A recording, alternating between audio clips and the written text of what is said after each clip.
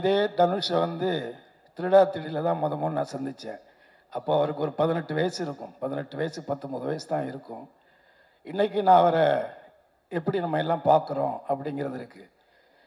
அன்னைக்கு இதே தனுஷ் அன்னைக்கு இருந்த சூழ்நிலையில் அன்னைக்கு காதல் கொண்டேன் படம் ரிலீஸ் ஆகலை. ஆனால் காதல் கொண்டனுடைய பர்ஃபார்மன்ஸை பார்த்துட்டு நான் அவங்க அண்ணன் டைரக்டர்கிட்ட ஃபோன் பண்ணேன். நீங்கள் ஒரு இந்திய சினிமாவுக்கு தமிழ் சினிமாவுக்கு ஒரு மிகச்சிறந்த நடிகனை கொடுத்துருக்குறீங்கன்னு தான் நான் சொன்னேன். இதை வந்து காதல் கொண்டேனில் சொன்னேன். ஆனால் இன்றைக்கி இந்த சின்ன வயசில் இந்தியாவிலேயே 2 நேஷனல் அவார்டு வாங்கின ஒரு நடிகர்னால் அது வந்து தனுஷ் மட்டும்தான்.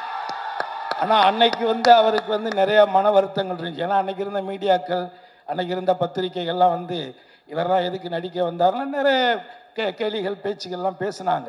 ஆனால் அன்னைக்கு நான் சொன்னேன், இதே மாதிரி சில நடிகர்கள் குறிப்பாக விஜய் போன்ற நடிகர்கள் கூட சொல்லியிருக்காங்க இந்த பத்திரிகைகள்.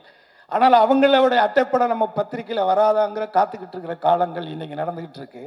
இதே சூழல் நிச்சயமாக உங்களுக்கும் வரும் அப்படின்னு நான் இன்னைக்கு நம்பினேன்.